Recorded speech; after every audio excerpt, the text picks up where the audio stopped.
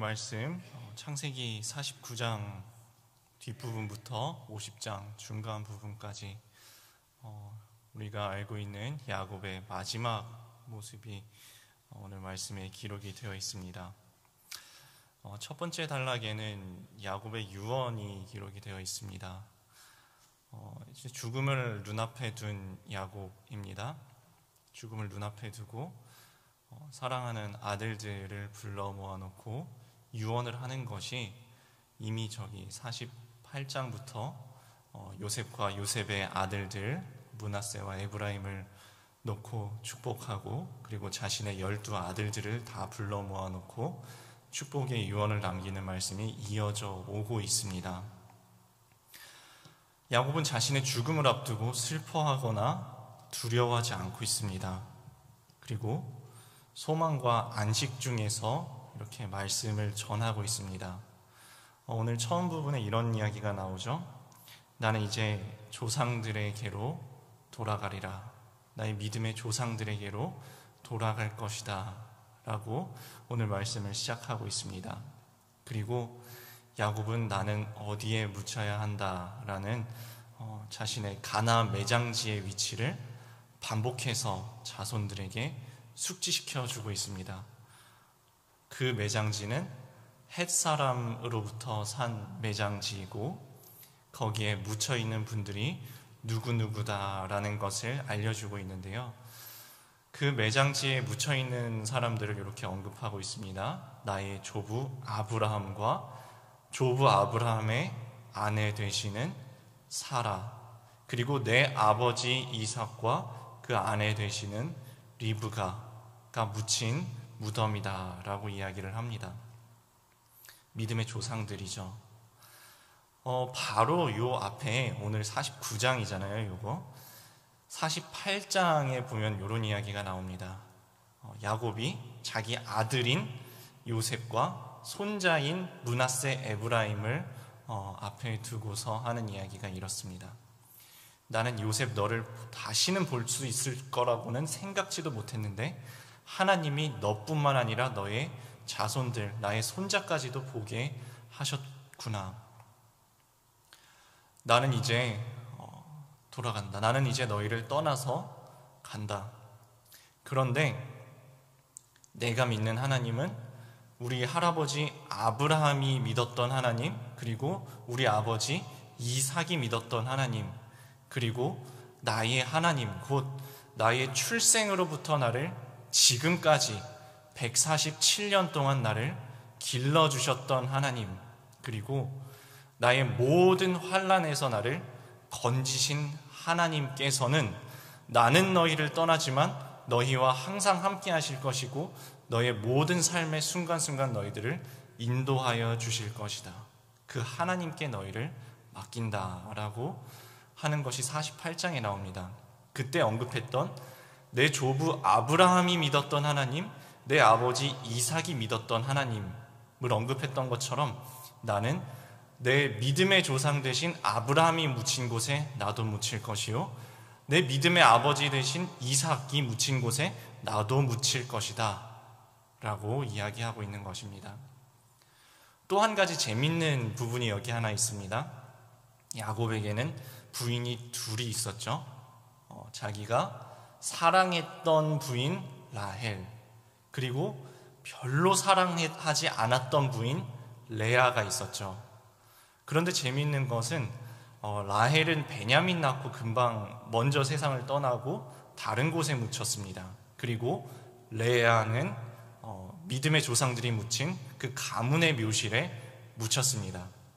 야곱이 이때 이야기를 하기를 조상들만 이야기하는 것이 아니라 거기에는 나의 아내 레아도 먼저 묻혀 있다라고 이야기를 합니다. 그리고 나도 세상을 떠나거든 내가 육신으로 사랑했었던 라헬 곁에 묻는 것이 아니라 믿음의 조상들과 함께 묻힌 레아 옆에 나도 묻어다오라고 유언을 남기고 있는 것입니다. 야곱은 평생 라헬 사랑했죠.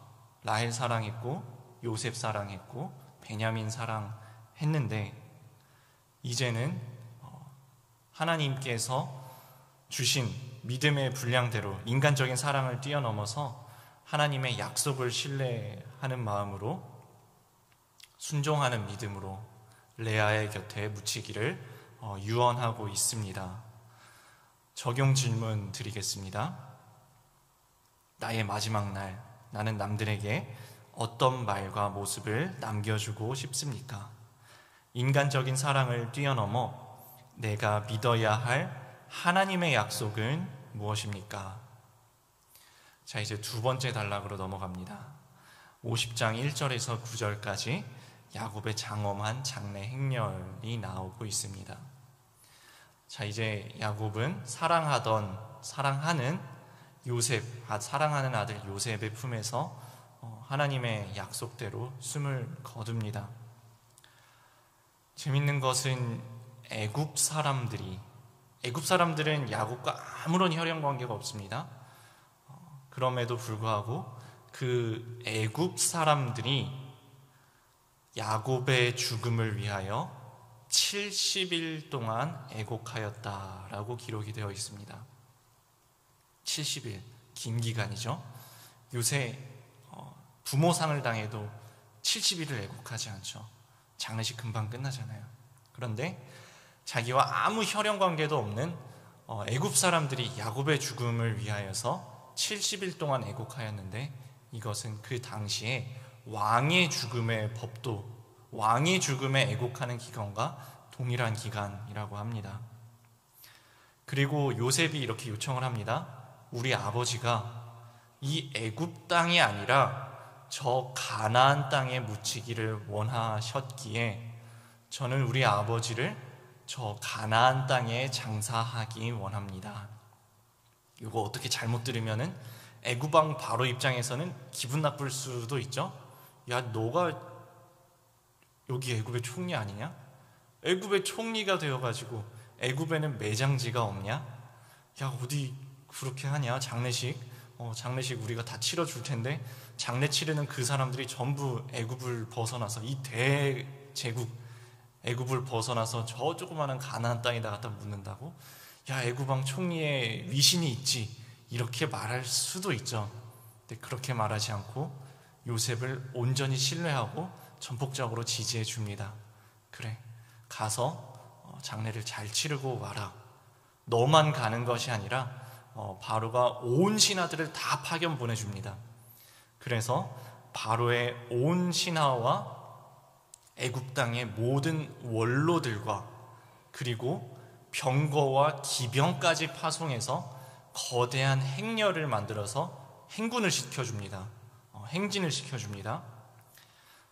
수많은 군대의 호위 가운데서 출애굽을 합니다. 자, 이 장례 행렬을 보십시오. 수많은 군대를 이루어서 수많은 신하들을 거느리고 왕의 애곡하는 기간을 애곡을 받아가면서 애굽 땅을 빠져나가서 입성하는 곳이 가나안 땅입니다. 맨 처음에 야곱이 이 이집트 땅에 들어올 때 어떤 모습으로 들어왔죠? 지금 세상을 떠나는 야곱의 나이는 147세, 처음에 애굽으로 들어올 때 야곱의 나이는 130세였습니다. 애굽 왕 바로가 이제 막 애굽에 들어온 야곱을 앞에 두고 이렇게 묻습니다. 당신의 연한이 어떻게 됩니까? 야곱이 대답하기를, 나의 나이 130세, 나의 조상들의 긴 나그네 길에 미치지 못하는 짧은 연한을 살았지만 험악한 세월을 보내었나이다 라고 대답했던 것 혹시 기억나시나요? 야곱이 처음에 애굽에 들어올 때는 초라하고 늙고 험악한 세월을 보낸 한 명의 노인에 불과했습니다. 그런데 지금 숨을 거두고 믿음의 조상들의 묘실에 들어가는 이 야곱의 모습 보십시오. 애굽을 일단 떠나고 있습니다. 출애굽을 하면서 큰 군대를 이루어서 가나안 땅에 입성하고 있습니다. 마치 먼 훗날 야곱의 다른 이름이 이스라엘이죠. 이스라엘 자손들이, 이 히브리 민족이 큰 민족을 이루고 큰 군대를 이루어 애굽을 출애굽하고 하나님의 인도에 따라서 가나안 땅에 당당하게 입성하는 것처럼 지금 야곱이 그렇게 출애굽해서 가나안 땅에 입성하고 있는 모습을 오늘 말씀은 우리에게 보여주고 있습니다. 이것이 주 안에 있는 성도의 발걸음이기도 합니다. 때로는 넘어져도 최후 승리를 믿는 믿음. 항상 승리하는 발걸음만 걷는 것은 아닙니다. 때로는 우리 걸어가는 길에 넘어지지만 최후 승리를 믿는 믿음. 이것이 우리 믿음의 성도들의 믿음의 발걸음입니다. 비록 환난과 어려움이 때로는 우리를 찾아올지라도 그 와중에 끝까지 믿음 지키는 성도의 위엄 있고 존귀한 마지막 발걸음을 오늘 말씀 우리에게 이렇게 보여주고 있는 것입니다. 적용 질문 드립니다. 험악한 인생을 살아도 예수 안에 있는 나의 마지막은 왕과 같이 위엄 있고 존귀할 것을 믿습니까? 하나님 나라를 보여주고자 써야 할 나의 세상 권세는 무엇입니까? 자, 이제 마지막 세 번째 단락으로 들어갑니다. 야곱의 마지막 장례 행렬에 수많은 사람들이 함께 애곡하며 따라 행진하고 있습니다. 그들이 이제 아닷 타작마당에 이르러서 크게 울고 애곡합니다. 요셉도 그 자리에서 7일 동안 애곡하였다라고 기록되어 있습니다. 재미있는 것은 여기가 이제 가나안 땅이잖아요. 애굽 온 땅에야 요셉의 명성이 워낙 자자하니까 요셉의 아버지 되시는 야곱을 위하여 수많은 사람들이 따라온 것이 이해는 됩니다. 왜냐하면 이 사람들이 요셉이 곡식을 풀어 살려주지 않았으면 다 죽었을 사람들이잖아요. 그러니까 생명의 은인된 요셉의 아버지니까 그 의리로 애굽 땅을 벗어나서 가나안 땅까지 쫓아올 수 있죠. 그런데 가나안 땅 사람들이 그걸 보니까 참 신기한 겁니다.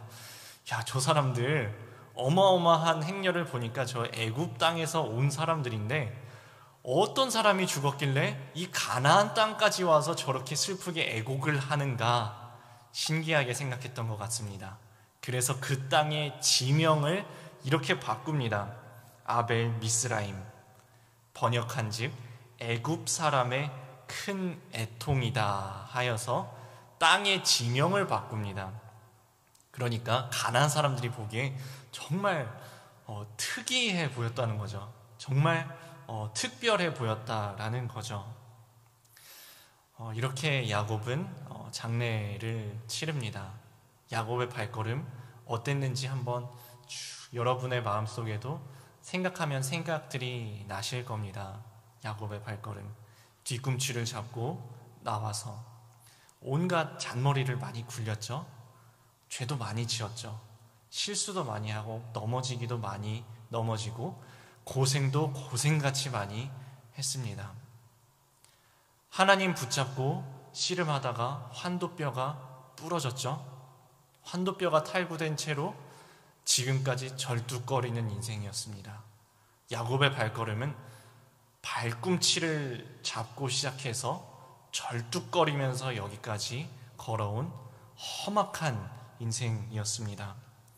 그럼에도 불구하고 처절한 그 상황 속에서도, 험악한 상황 속에서도 하나님 붙잡고 여기까지 왔습니다. 아니요, 하나님이 붙잡아 주시고 여기까지 왔죠. 하나님 붙잡고 믿음의 길을 걸어간 야곱의 마지막 모습이 이랬습니다. 그리고 야곱의 아들들은 과연 아버지의 유언을 잘 지켜서 그 명령대로 가나안 땅 막벨라 굴, 믿음의 조상들이 묻혀져 있는 그 묘실에 장사를 합니다. 우리 믿음의 성도들의 삶이 이렇습니다. 때로는 보잘것없는 험악한 절뚝거리는 삶일 수도 있습니다. 때로는 넘어지는 발걸음일 수도 있습니다. 그렇지만 우리가 험악한 나그네의 길을 걸어갈지라도 선한 싸움을 다 싸우고 믿음 안에서 달려갈 길을 다 마치고 믿음을 끝까지 지킨 성도들에게는 분명히 하나님의 말씀으로 약속하시기를 의의 면류관을 예비해 주셨다고 우리에게 약속하고 있습니다. 적용 질문 드립니다. 예수 안에 있는 나도 화려한 장례식의 주인공이 될 것을 믿습니까? 세상 사람들에게 하나님 나라를 보여주고자 내가 걸어가야 할 가나안 땅 막벨라 굴은 어디입니까? 오늘 말씀으로 조승현 성도님께서 체면보다 영혼 구원이라는 제목으로 말씀 나눔 묵상 간증해 주신 것 제가 잠깐 읽어드리겠습니다. 당대 신앙인인 저는 친구의 전도로 고1 때부터 교회를 다녔지만 부모님과 형제 대부분은 아직까지 예수님을 영접하지 않고 있습니다. 그런데도 저는 가족의 구원을 놓고 애통하기보다 부모님이 돌아가시면 장례식은 어떻게 치를까? 그래도 예전에 교회에 잠시 출석하셨으니 기독교식으로 할까? 상을 당하면 누구에게 연락을 해야 할까? 내 지인들은 장례식에 과연 몇 사람이 나올까 하며 저의 체면에 더 신경을 썼습니다. 오늘 말씀의 야곱은 자신을 가나안 땅 막벨라 밭에 있는 조상의 묘지에 장사하라고 유언한 후 숨을 거둡니다.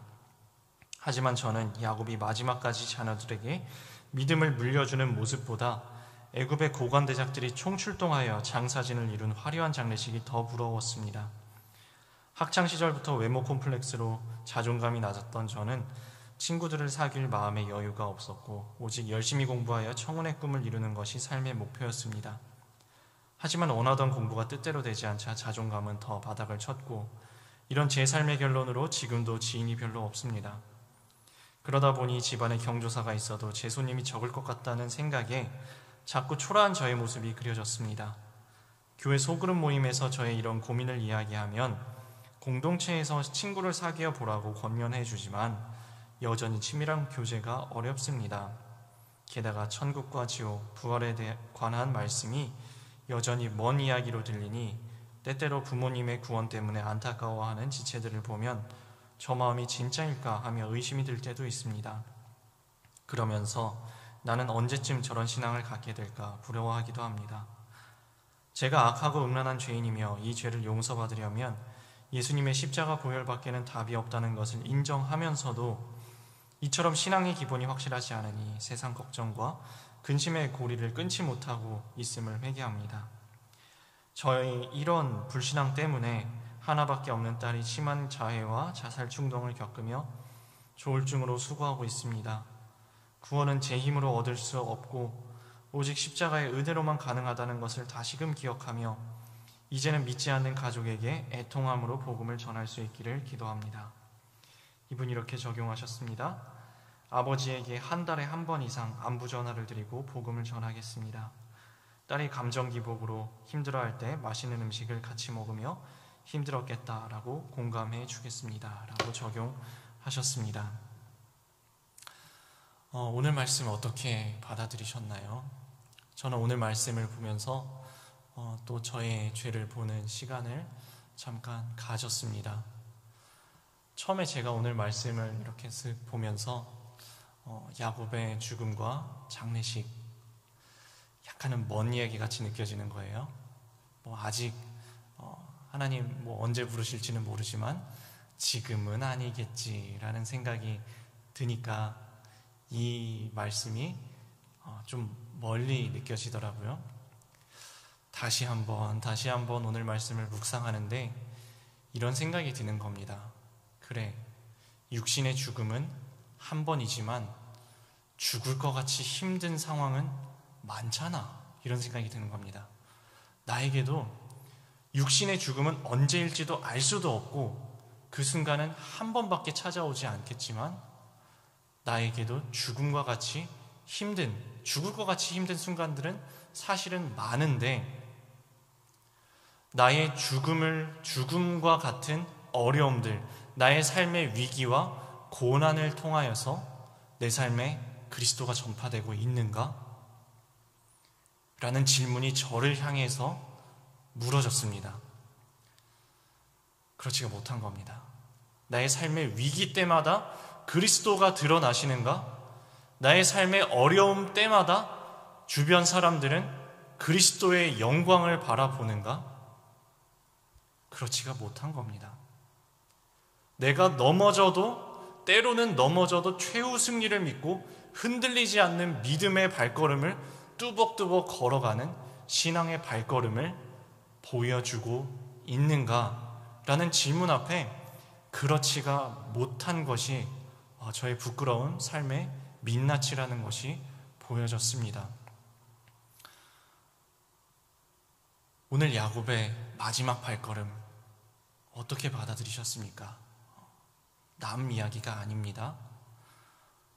우리도 하루를 걸어가면서 어쩌면 수많은 위기와 넘어지고 깨지고 어쩌면 죽겠다 소리가 절로 나오는 어려운 순간들이 찾아올 때에 그리스도인의 저력, 십자가에 매달려도 3일 만에 부활하는 그리스도인의 저력, 죽음까지도 이겨내는 한 알의 밀알이 떨어져서 썩어지면 수많은 열매로 다시 부활하는 그리스도인의 저력, 우리들의 어려움을 통하여서 오히려 더 선명하게 드러나는 하나님의 부활의 영광, 하나님의 능력, 우리 삶 속에서 드러나는 오늘 하루의 발걸음 다 되시기를 주님의 이름으로 축원합니다. 함께 기도하시겠습니다. 주님, 오늘 야곱의 마지막 발걸음을 봅니다. 비록 절뚝거리는 인생이었지만, 험악한 인생이었지만, 때로는 발뒤꿈치를 잡는 부끄러운 죄악된 모습이었지만, 그럼에도 불구하고 주님과 동행했던, 주님을 꽉 붙잡아서 이스라엘로 불리웠던 야곱의 마지막 발걸음을 봅니다. 믿음의 발걸음이었습니다. 믿음의 조상들의 묘실에 함께 묻히는 발걸음이었습니다. 세상 사람들이 모두 보고 믿음의 마지막 발걸음이 과연 저렇구나 라는 것을 모두가 알 수 있는 발걸음이었습니다. 주님, 저희들의 마지막 발걸음도 이와 같기를 기도합니다. 인간적인 사랑을 뛰어넘어 하나님의 약속 믿고 순종하는 믿음을 후손에게 남기게 하여 주옵소서. 비록 험악한 인생, 쩔뚝거리는 발걸음일지라도 주님 손에 붙들려서 연단받고 거룩해짐으로 하나님 나라를 모두에게 보여주는, 주의 능력을 모두에게 보여줄 수 있는 저희들의 믿음의 인생, 믿음의 발걸음 다 되게 하여 주시옵소서. 예수 그리스도의 이름으로 기도드립니다. 아멘.